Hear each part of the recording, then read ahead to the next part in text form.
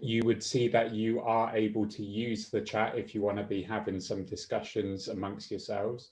Having said that, with so many people on the call, we've got about 200 people here, it won't be something that I'm able to follow. We do have a Q&A function.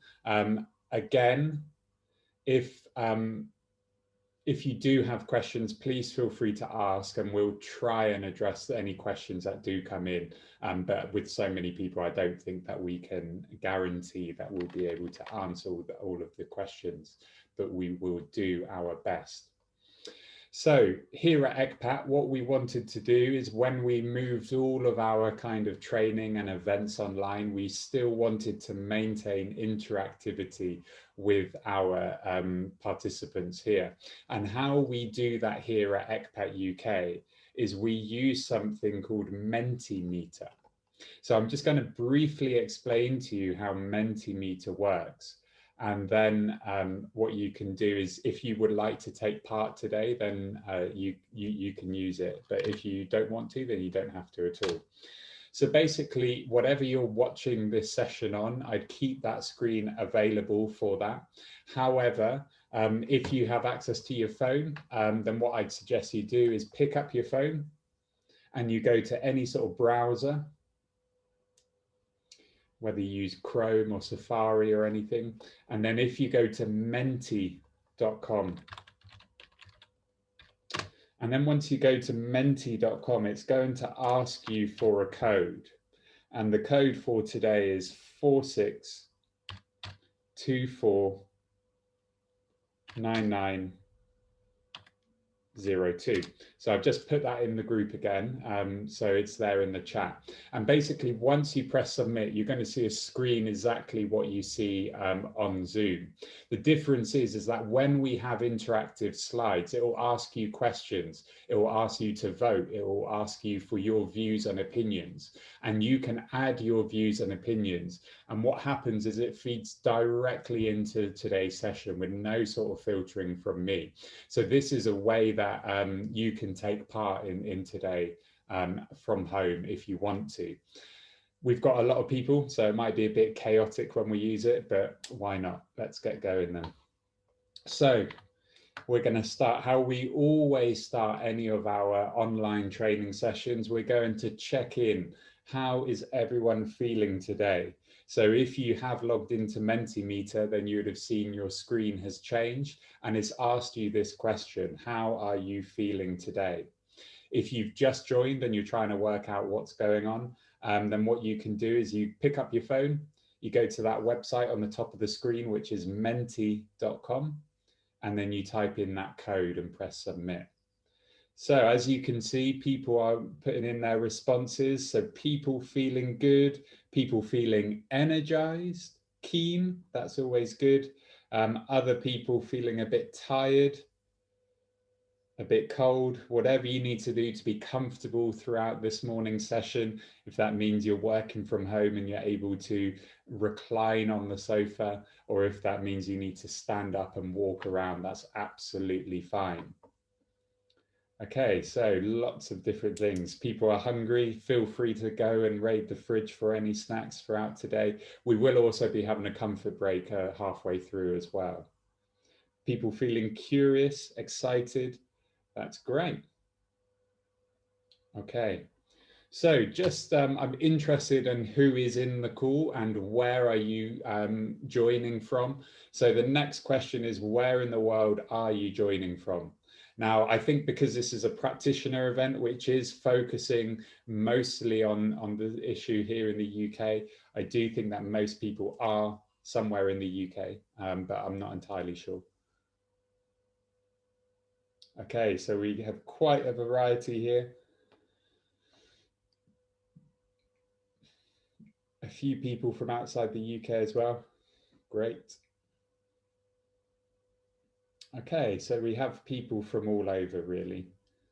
We've got a good representation from London and the Southeast, from Midlands, from Yorkshire and Scotland as well, which is great. Excellent, thanks very much.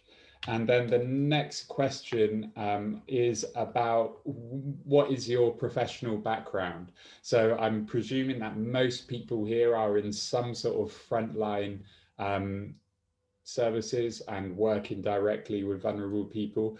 So I'd be really interested to know where people are kind of putting themselves and what sector you'd say you worked in.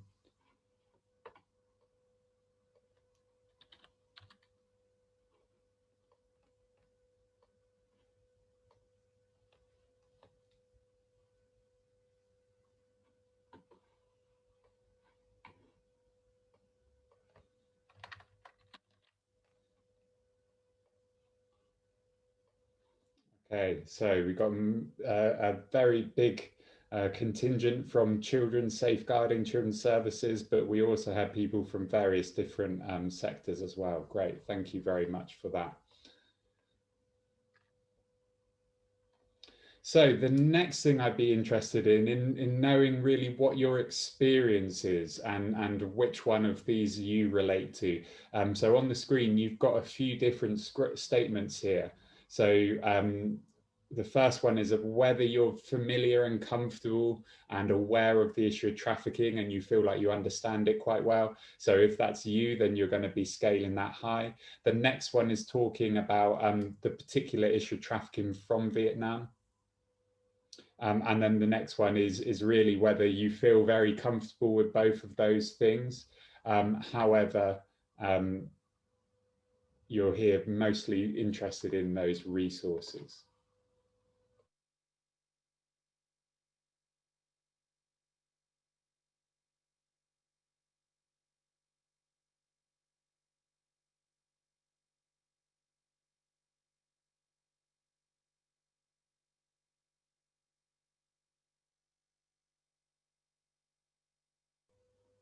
Okay, great. Thanks very much then. So we have quite a range here. Generally, people are aware of the issue of trafficking and quite confident in understanding the dynamics of it and so on. People are less confident or familiar with this particular issue of Vietnamese people being trafficked into the UK. Great. Thanks very much for adding that then.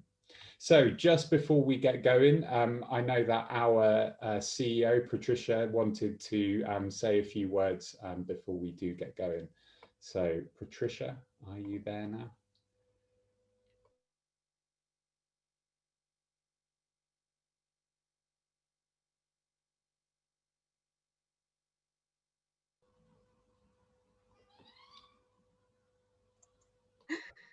Hi there, Phil. Thank you. Sorry, sorry for the technical problems I had this morning, but I'm sure everyone understands in this world we're living in now with all this Zoom meetings and webinars. And I'm so delighted that everyone's here today.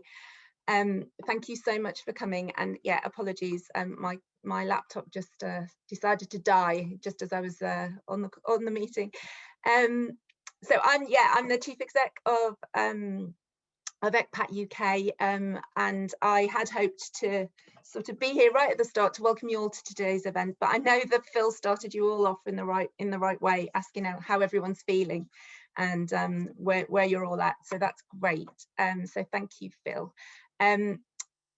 We ran the and forgive me if I'm saying things that Phil's already said, but we ran the launch yesterday. We launched yesterday our new short videos and information booklets informing Vietnamese migrants of their rights in migration to and in the UK yesterday at a really good event.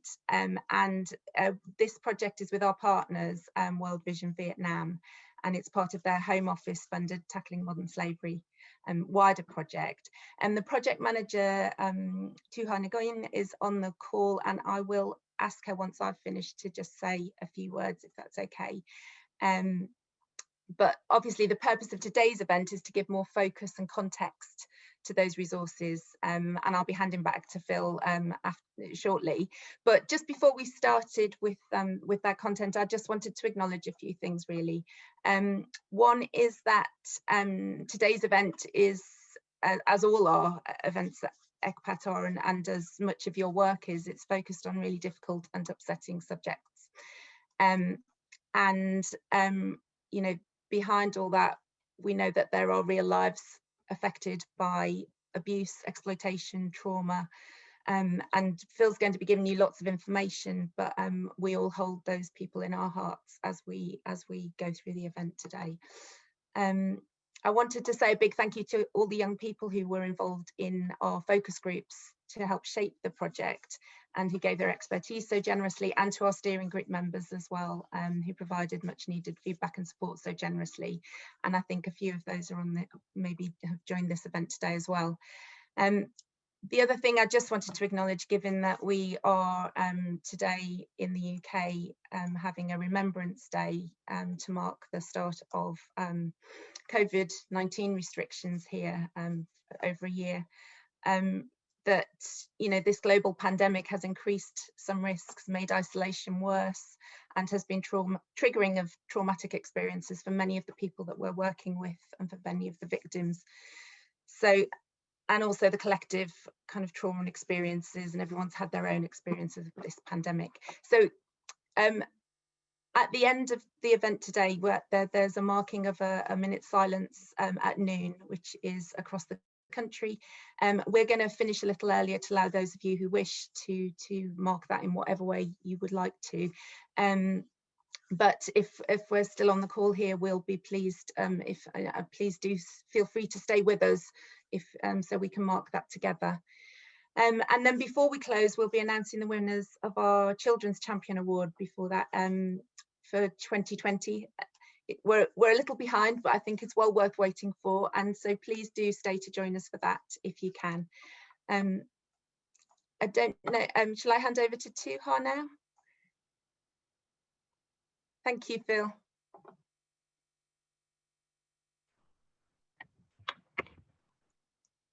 Thank you, Patricia and Phil. Nice to talk to you today. And I'm very pleased to have a chance to talk to you today and have the chance to join the learning session to promote the strategic information for Vietnamese people in the UK. So on behalf of One Vision Vietnam, it is a pleasure to join this, and I express my great thanks to ECPAT UK that support us to develop the strategic and information and organize those nice events so that we have a chance to disseminate the information to support the Vietnamese people in the UK and en route to the UK. So as Patricia introduced, this project is tackling model slavery from Vietnam. And this is a project funded by the UK Home Office. So the goal of this program is to end the slavery through preventing individuals becoming victims of human trafficking, increase access to justice and prosecution of traffickers, while protecting victims through direct assistance and reintegration support in Vietnam. And One Vision Vietnam, we are focused much on the support to the victims of human trafficking or the potential victims of human trafficking, to support them for their successful reintegration and rehabilitation. So through our project-based live survey conducted last year, and also the recent research conducted by IOM, the research showed that Vietnamese citizens have been identified as victims of trafficking, have often begun their migration to the UK with rational decision making, but based on limited, unreliable information about cost, length, dangers, legal requirements, alternatives, or the situation on the route they go to the destination. So once their journey begins, their situation become progressively more precarious, and with individuals facing new and rapidly changing vulnerabilities. So we have the research also shows that there remains a lack of understanding among at-risk groups on how to report the authority, and limited awareness among those tasked with assigning victims of human trafficking and potential victims of trafficking status. So besides language barriers to victim identification between British social workers and Vietnamese PVOTs, I mean potential victims of human trafficking, in the UK also prevent the at-risk group to get access to support services and report cases timely when they are at risk situation. One Vision Vietnam have partnered with experts to develop this strategic information with an aim to have a kind of information, a package of information for Vietnamese people who are going to the UK or in the UK to facilitate their prompt access to support them in the UK or en route to the UK. As a result, we have this product and we have launched yesterday, and today we are very great to have this product to be shared with all of the people here, so that the Vietnamese people can get the support timely. So with the design to have the Vietnamese people support promptly, and with the design to have the valuable services to be available for the Vietnamese people, I think that this strategic information will be a valuable source for Vietnamese people affected or at risk of trafficking. So my pleasure to attend this dissemination workshop today, and with that we have a fruitful learning event today. Thank you. Wonderful. Thank Over you. to you, Patricia. Great. Thank you very much for your introductions, everyone. I think that we are nice and warmed up now. We've had a bit of a go on Mentee Meter, and we see that's working, and we've set the context very nicely now. So what I'm going to do just to start off with is I'm just going to introduce ECPAT, because I know not everyone might be familiar with us. Then we're going to introduce our research on this particular issue, which is called Precarious Journeys, and we're going to talk about some of our findings there. Next, what we're going to do is really focus in on what some of the key issues that victims of trafficking face here in the UK. And then to finish off, what we'll be doing is introducing our resources and look at how you can access them and why we did them in the way that we did, before finishing off talking about our children's champion. Great, thank you very much. So just to introduce ECPAT, I know not everyone might be familiar with us, but we stand for Every Child Protected Against Trafficking, and we have various different sort of avenues of our work. Most importantly, we have our youth program, so we work directly with young people who have been victims of trafficking, and we work predominantly with young people from the ages of 15 all the way up to 25. And that is a really key part of our work, because youth participation is so important to us. So that feeds into all of our other work, whether it's the research and the resources that we produce, just as Patricia has said, or it's our training, and our young people always join our training and co-deliver alongside with me. We produce research on issues of child victims of trafficking, one of which I'll be talking about today. We run campaigns related to child victims of trafficking. Our campaign at the moment is our Stable Futures campaign, and really focusing on the independent child trafficking guardianship and advocating for the full rollout of that, the guardianship service.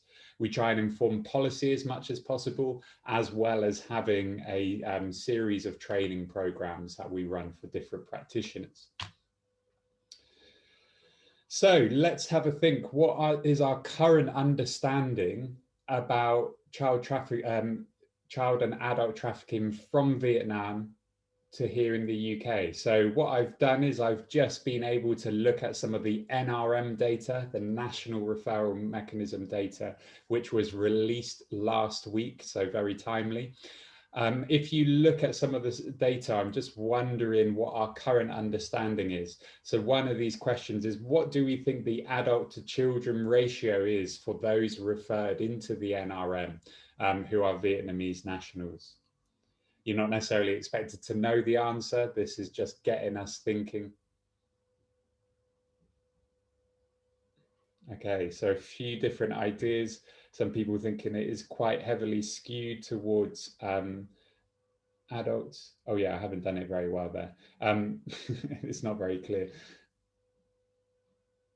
Yeah, so some people thinking it's skewed towards children. Other people thinking maybe it's skewed more towards adults. Great. The next question is, what kinds of exploitation are being highlighted in these referrals for Vietnamese nationals?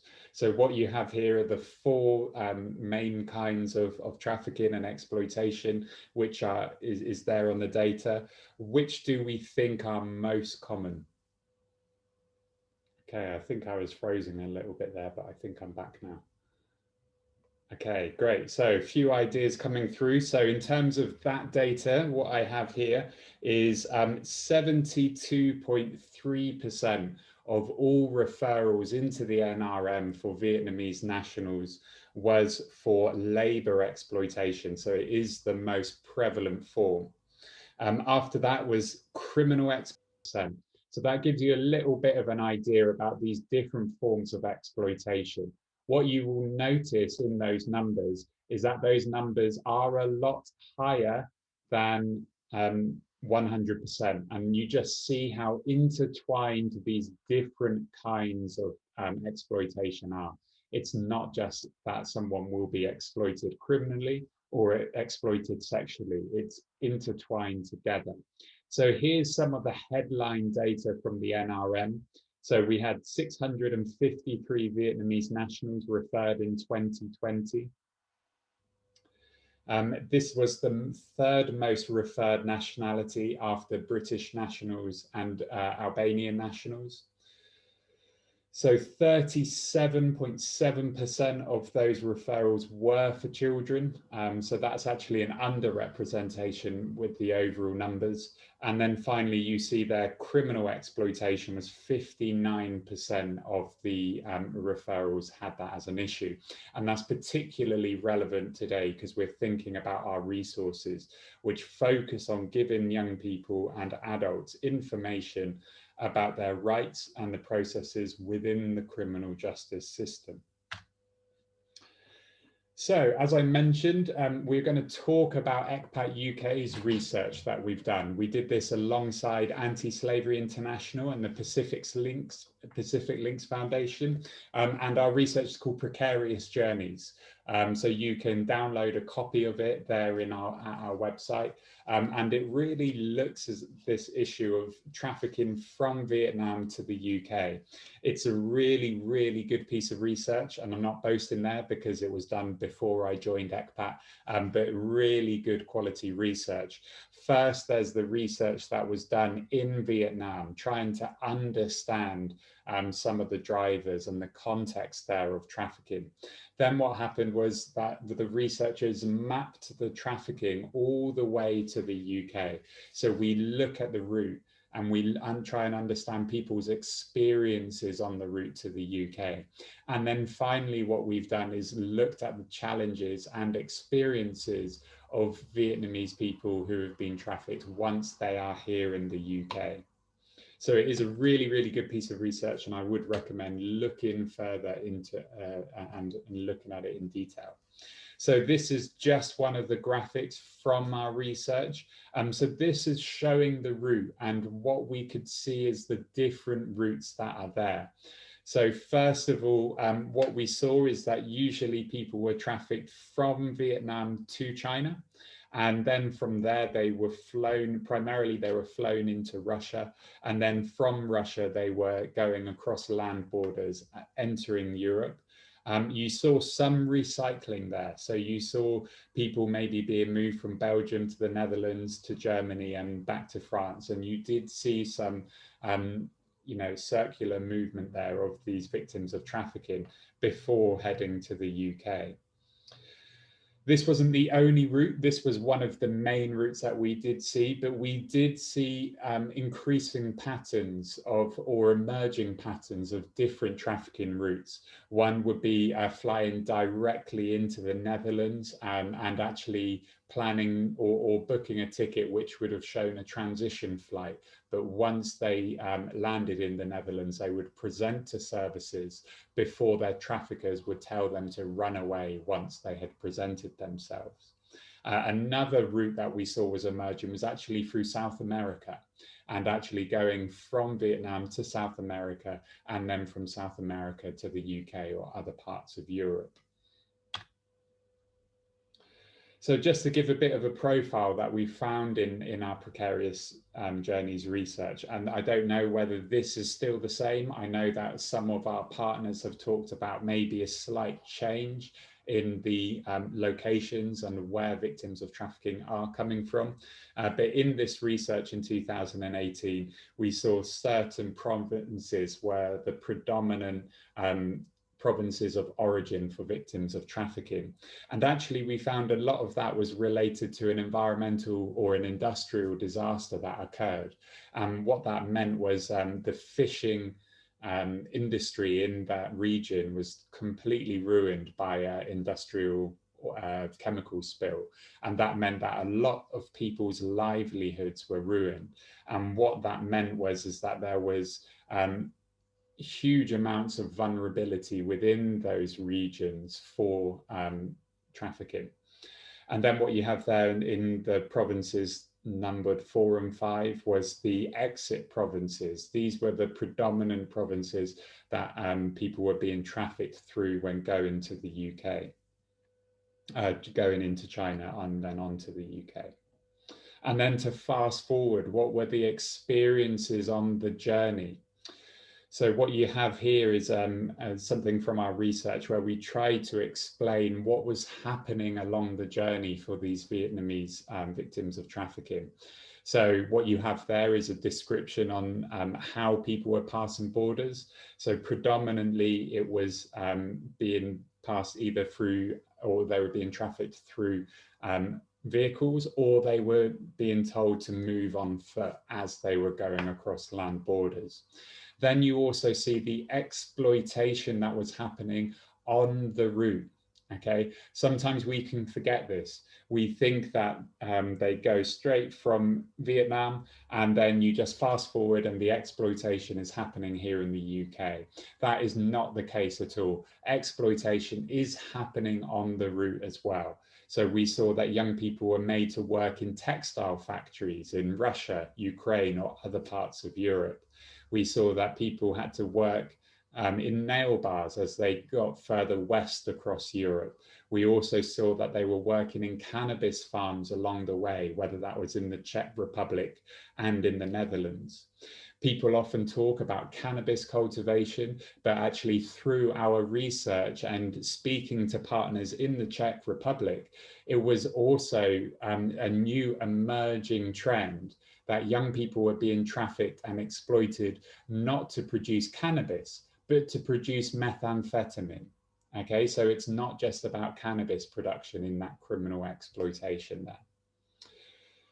Then again, you see the journey get into the UK. Sometimes they were being trafficked into the UK via planes or via water transport and boats as well. So that gives a little bit of an indication about some of the experiences that young people and adults were having when they were being trafficked. So what are the kinds of exploitation that we do see? And we do see all of these forms of exploitation in Vietnamese nationals here in the UK. It is not just about criminal exploitation, or it's not just about labor exploitation. Okay, we see a wide variety of different experiences and different kinds of exploitation. The one that we don't appear to see, or there's not much evidence that's happening at all, is organ harvesting. Okay, that appears to be one of the forms of exploitation that we do not see in Vietnamese nationals. We don't see that in the NRM referrals, and there was no indication through our research that that was happening. Having said that, it's about an absence of evidence there. So it doesn't mean that it is not happening. It's just that we do not have the indication that that is happening.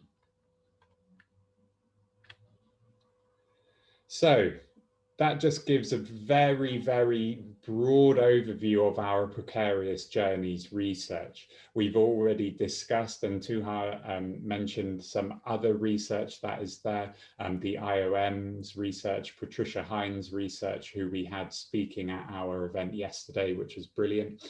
That just gives a broad overview of that trafficking route and the experiences. What I think is most important for us to think about as frontline practitioners is what are the challenges, what are the experiences that Vietnamese victims of trafficking do face once they are here in the UK. So I'd be interested in hearing your thoughts about this on Mentee Meter. What challenges do you see? What challenges do you think that they are facing when they are here in the UK? What ideas do people have?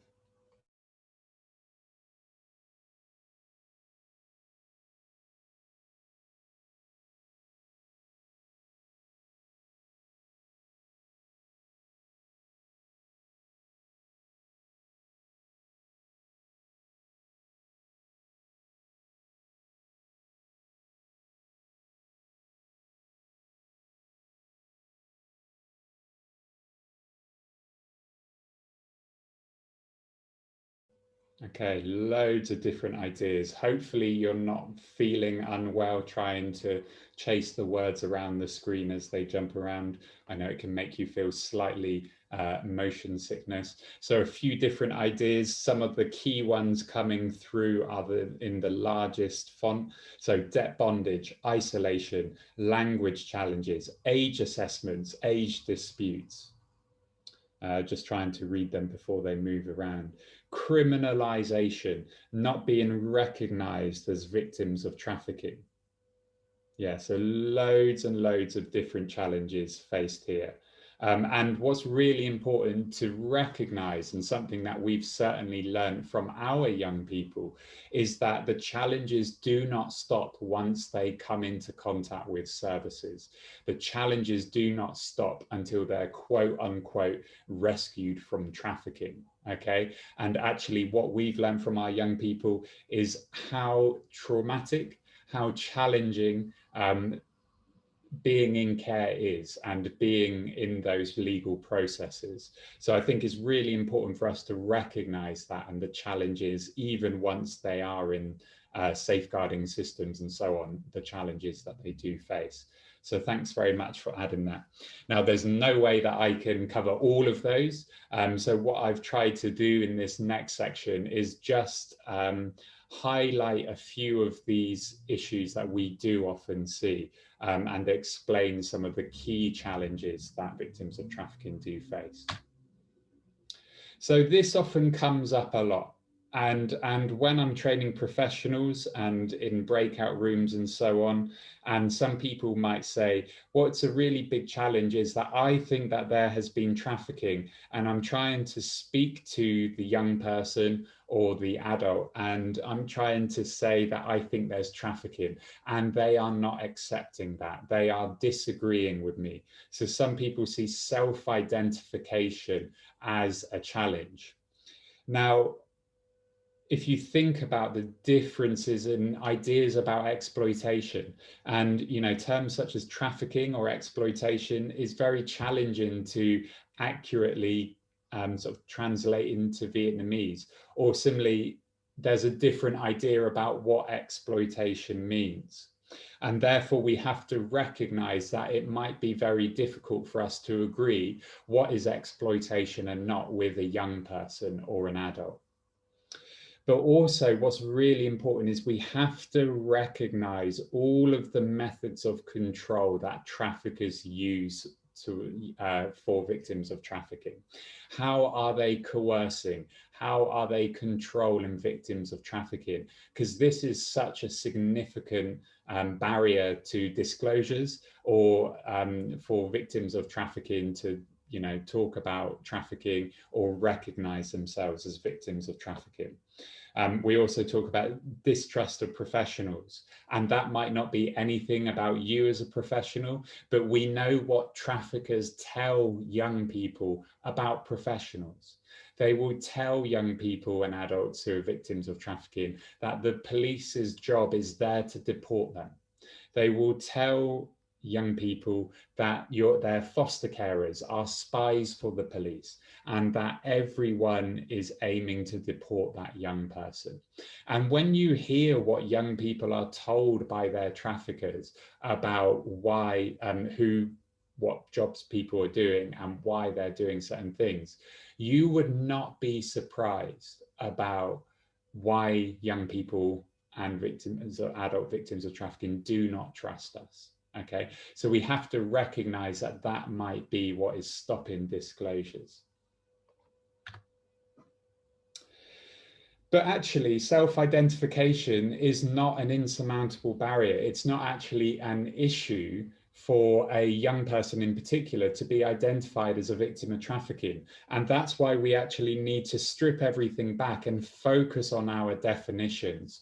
So what you have here is our legal definition about a victim of trafficking.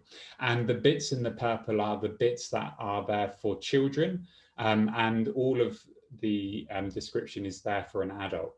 So if we're talking about a child in particular, trafficking is the recruitment, the transportation, the transfer, the harboring or receipt of persons for the purpose of exploitation. So there's two aspects of that definition for a child. The first is that action. Is there some sort of movement, transportation, recruitment of someone? The next aspect is the purpose. Is the purpose of that action to exploit them in some way? Those are the only two requirements for a child victim of trafficking. And what you'll notice is that self-identification is not there. It's not relevant, okay? And we're going to talk about a recent case in the European Court of Human Rights that really reinforces this later on.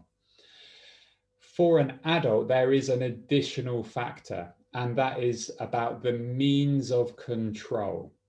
So for an adult, there needs to be some sort of proof that there has been control, or coercion, or force, or an abuse of power, deception, and so on, okay? Now, for a child, the fact that that's not in the definition, that does not mean that that's not happening for children. But with a child, it does not matter whether the child appears to be consenting or not, because a child cannot consent to their own exploitation. So that's why there is a different threshold for adults and young people. And therefore, we have to actually reflect on the fact that we shouldn't be looking for self-identification. It is not an issue when it comes to identifying victims of trafficking. So let's think about those methods of control and coercion. How are victims of trafficking coerced, controlled, and influenced by their traffickers? Yeah, so someone's raised a really good point about young people not being able to actually discern between a social worker, between a home office worker, a police officer, and so on. Absolutely.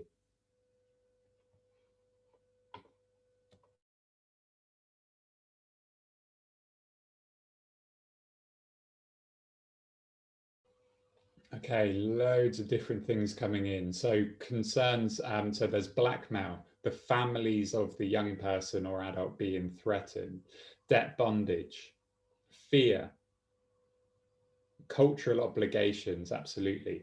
Psychological dependence, someone there talks about Stockholm syndrome. Yeah, promises, law of a better life, misinformation. All of these things do actually become a barrier to disclosure and for young people to identify. And that is why in our laws, it's not relevant. It is not necessary for someone to be self-identifying as a victim of trafficking, for them to be referred into the NRM or for them to be accepted as a victim of trafficking.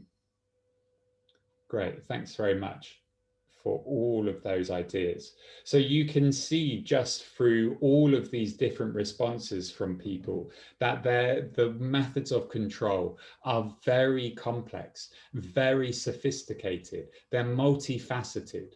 And when we think about this in the context of all this control, all this coercion and influence, we understand why self-identification might be a challenge.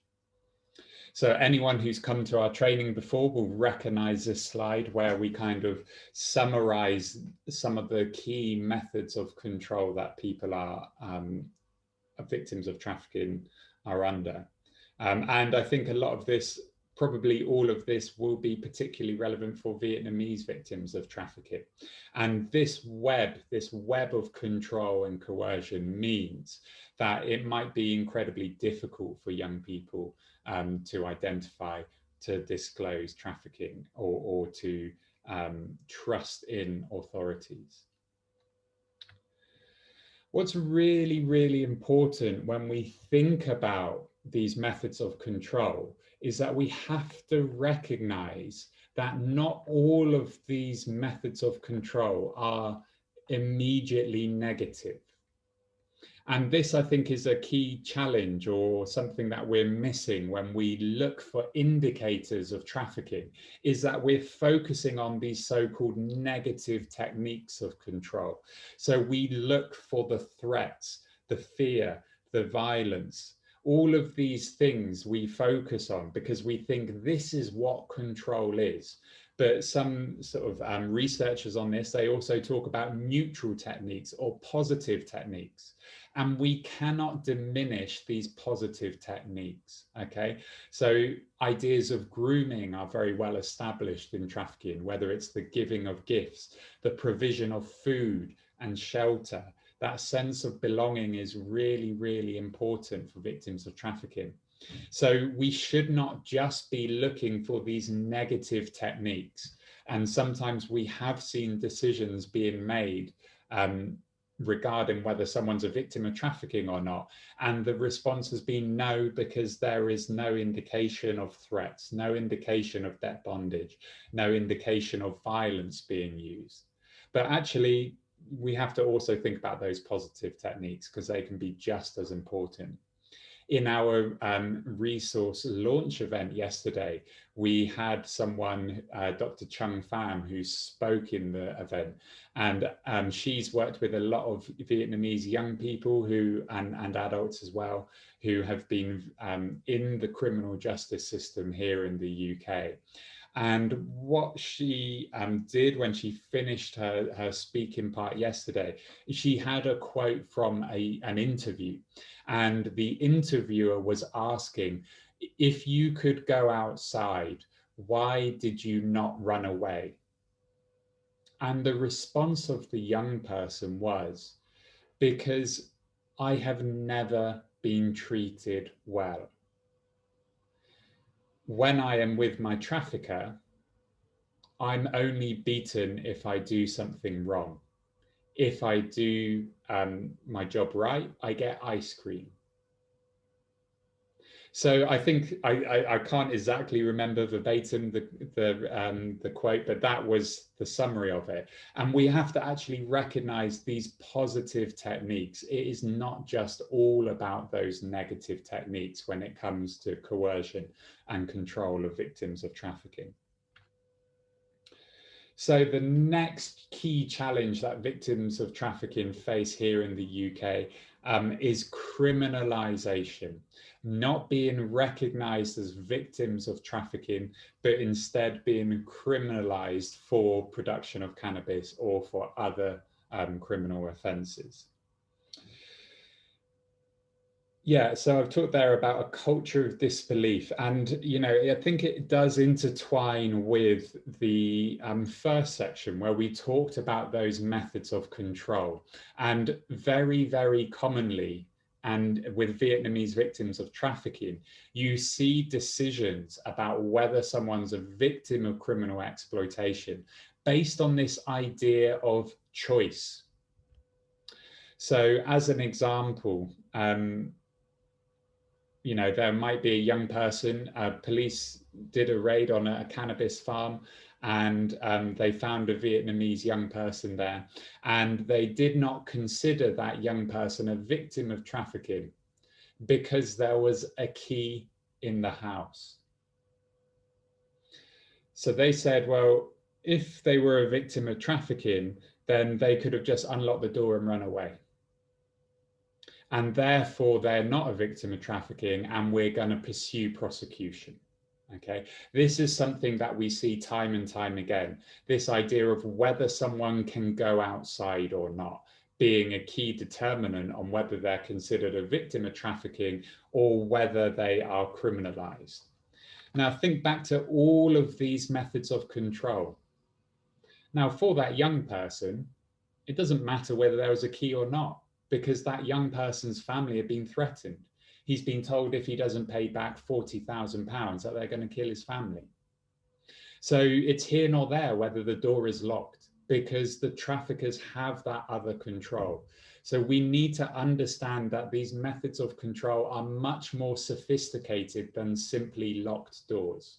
Okay, the traffickers in that young person's circumstance knew that. They let him go out to the shop and buy his own food.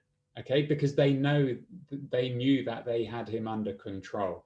So we need to have this sophisticated understanding about these methods of control, because if we do not understand how this control works, then we will not identify people as victims of trafficking, and that often leads to people's criminalization. So thinking about criminal exploitation, I'm sure a lot of you are aware of this provision in the Modern Slavery Act, the Section 45 statutory defence. Okay, and this is a really important piece of legislation because it does protect victims of trafficking from prosecution if they have committed an offence through the process of their exploitation. So it's really important that all practitioners understand that there is protection and there is legislation to protect victims of trafficking from being prosecuted. If you are working with a young person or an adult who has been criminally exploited, we have to be actively raising this. We have to be questioning whether the Section 45 statutory defence is relevant in this case. Now, there's lots of questions there about the Section 45 and how close does that link need to be. So this case law that I mentioned in the middle box talks about the test is whether there is a sufficient nexus between the trafficking or the exploitation and the offence. So it's not a blanket immunity from any sort of prosecution, but it's whether the offence that has been committed is related to the trafficking. Is there a sufficient nexus between the exploitation and the offence? Now, if we are going to be using and raising the Section 45 statutory defence, we need to make sure NRM referrals are done, okay? And that is a key part of feeding into this system. Say you have a young person who is being charged and sent to court, and you would like the Section 45 statutory defence to be raised, you really need to have that NRM referral. When I've been working in court, I've never come across a court that would withdraw those charges without having that NRM referral being done and in the process of being done. So ECPAT UK have already made some resources a couple of years ago related to this particular issue for Vietnamese victims of trafficking. So I'm just going to show a short video from which kind of show this particular issue.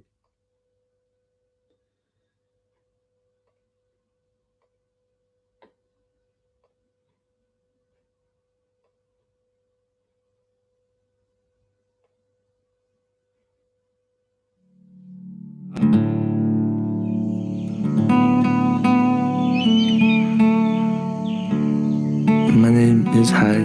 I am 15 years old. I was born in a little village. My grandparents raised me. I needed to go out and get a job, but there wasn't any work in our village. Then one day this man came. He said he had worked for me abroad, that I could send money home. It was like a dream come true. On the way to the airport, the man told me he needed to pick up one more boy from the city. He said the boy was very good in the music. He said he was going to give him education.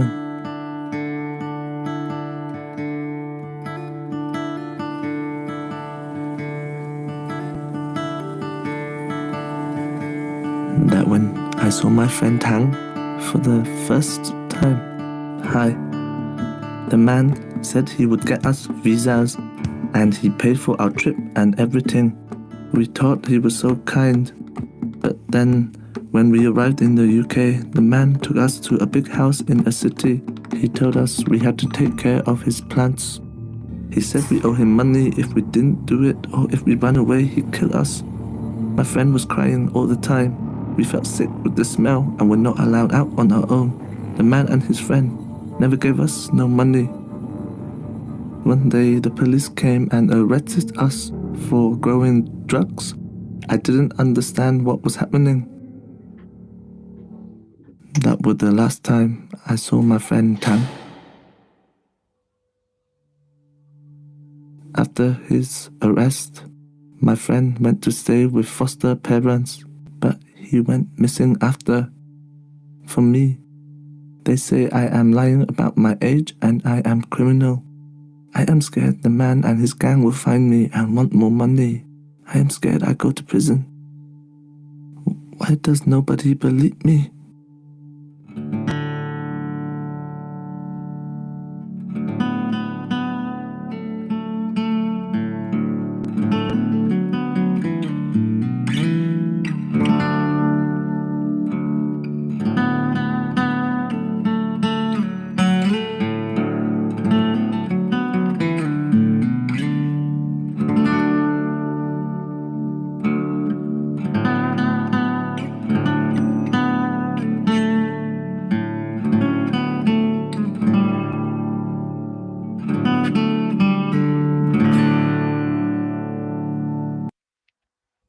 Okay, so that was our video that we made a few years ago to really raise the awareness about this particular form of trafficking that we are seeing for Vietnamese nationals. So we also have that video in Vietnamese as well. And I know that practitioners often would find that useful to be able to show this video with young people in Vietnamese and see whether there's any sort of resonation there. Often with young people in particular, it can be very challenging to apply these kinds of ideas of trafficking and exploitation in their own way. And actually, it's a lot easier to talk about them in an abstract way. And therefore, you can use this resource like that as well. So that's on our YouTube channel. It's also on our ECPAT UK resources webpage as well, that video. So that brings us nicely to this other particular issue that we face with Vietnamese victims of trafficking, and that is child victims of trafficking going missing from care. So another piece of research that we've done here at ECPAT UK is our research into victims of trafficking going missing from care. We've actually got two pieces of research. This was the first one that we did. It's called Heading Back to Harm. And then what we did is 2 years later, we repeated the research to see whether there had been any sort of improvement in the missing rates. So we did this research alongside missing people, and the results were really significant. And at the time that we published them in 2016, there was a huge amount of interest, and there was this increased awareness around this issue.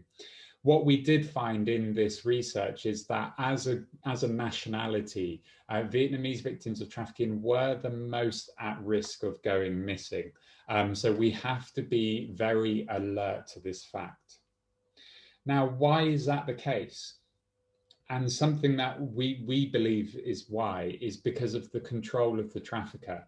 And what we found in our precarious journeys research is that victims of trafficking were given very clear instructions. If you come into contact with professionals, then you have to run away and you go to the center of the town, wherever you are, and contact us on Facebook or somehow some other way, and we will arrange for you to be picked up. And this was told almost as a standard operating procedure. Young people were told, run away, go to the center of town, run away, contact us.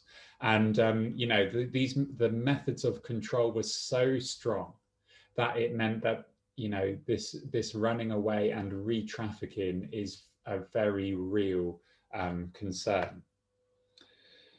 So how can we summarize our findings from that research? And I've only briefly touched upon it. We have a training program that really focuses in on this particular issue of child victims of trafficking going missing from care. But when we spoke to young people about why there is a particular challenge with victims of trafficking going missing, how we can best describe why is that uncertainty, precarious situations, and a lack of durable solutions means that there is a high risk of young people going missing from care and re-trafficking is happening. Okay, so what do we mean when we talk about this uncertainty, these precarious situations, a lack of durable solutions? Now, if we think about a victim of trafficking and the situation that they're in, and they've got all of these conflicting pressures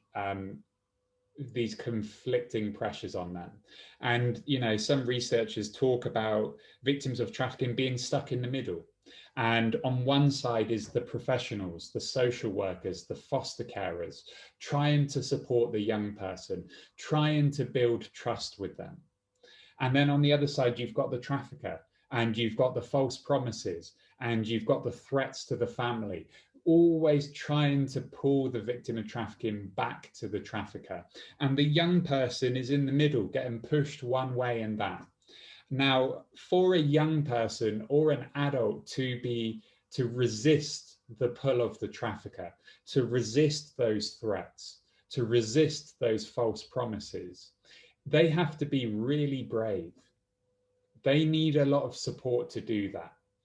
And if we can try and reduce any sort of pull factors, make them as any push factors, and make them as small as possible, then we can try and support the victim of trafficking and try and prevent them being re-trafficked. But what we see is that when victims of trafficking are left in a precarious situation, so their immigration or asylum claim is uncertain. They don't know what the outcome is going to be.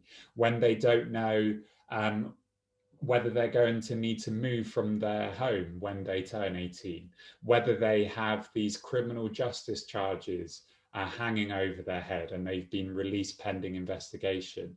All of these uncertainties build up a very precarious situation for that victim of trafficking. And that means that actually it's very difficult to resist that pull of the trafficker. It's very difficult to resist those threats. So something which is a key learning that we have to understand is that we need to try and make the victim of trafficking support systems as secure as possible. We need to try and create an environment where they are supported, where they have some certainty about what's happening, when they have a durable solution. So this is why ECPAT UK's campaign at the moment is called the Stable Futures campaign, because if we can give young victims of trafficking a stable future, then we can protect them, we can safeguard them, we can prevent re-trafficking. Some other challenges that people raised. So people talked about trauma. So there might be health problems, whether that's physical health problems, whether that's mental health problems.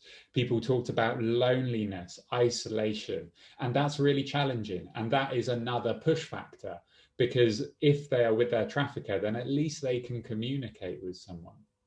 So there's language barriers, which we've talked about a lot as well. And people also talked about age disputes. And again, this sort of builds into this environment of precariousness, of uncertainty, and it contributes to that culture of disbelief.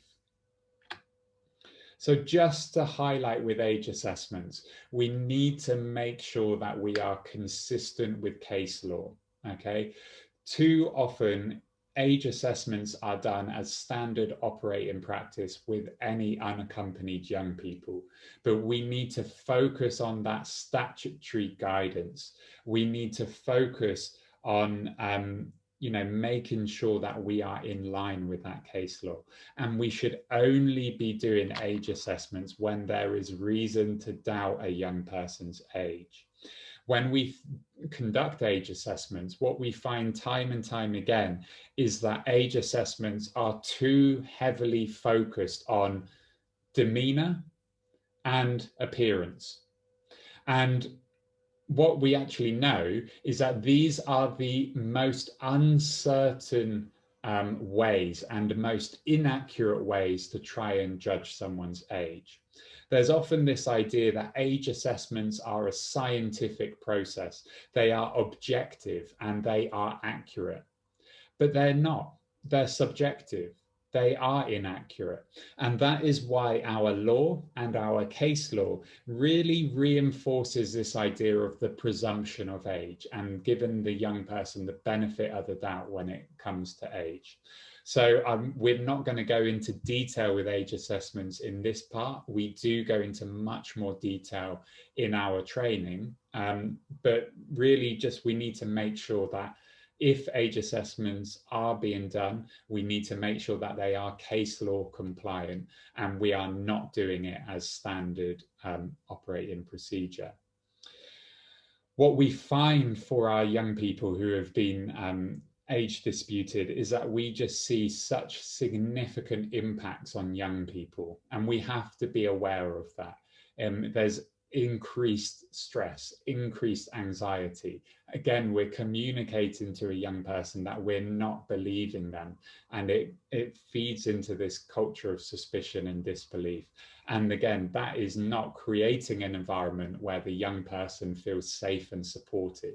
And that is the kind of environment we need to be able to help the young person resist the pull of the traffickers. So we're just going to have a quick 5-minute comfort break, and then we're going to come back just to introduce our resources, and towards the end we'll announce the Children's Champion as well. So by my watch is just before 11:15, so we'll come back at 11:20. See everyone at 11:20. What I'd be interested in, actually, sorry, just before you go for a quick break, we'd be really interested in knowing your experiences as a practitioner working with Vietnamese victims of trafficking. So yeah, we'd be just interested to know what are the challenges that you come across with them, what are the risks, what do you find works? If you want to add anything, please feel free to do so, and we'll come back again together at 11:20.